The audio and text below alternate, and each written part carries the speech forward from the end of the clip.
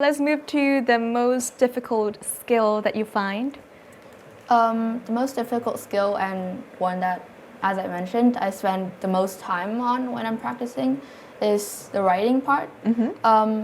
For me, I think that I have the more difficulty with the section 1 of that part because you have to summarize diagrams and graphs.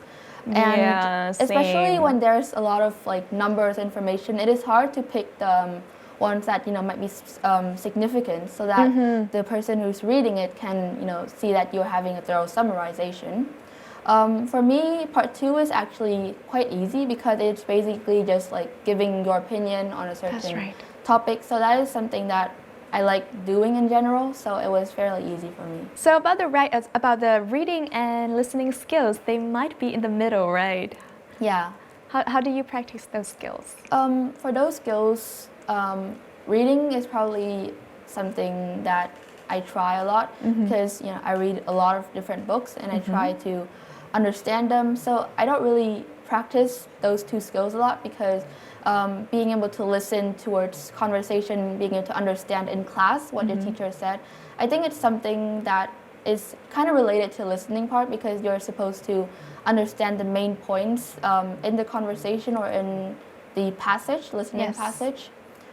So those are the skills that I just practice in my daily life, and I don't really spend IELTS, a lot of IELTS related practice to that. That is the method. How about the sources?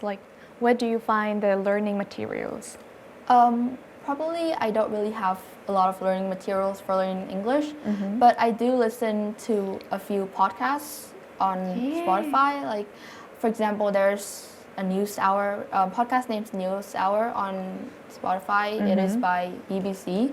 Ooh. And it not only do you get to learn news, current news of what is happening every day in the world, but you also get to learn some words in English that are related to that kind of context. That's very cool. How often do you listen to podcasts?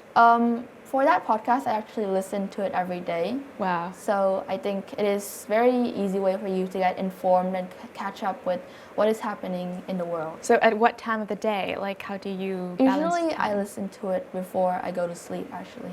Okay, nice. So before you go to sleep, you absorb some information, you expose yourself to the language. Now it's time to study IELTS.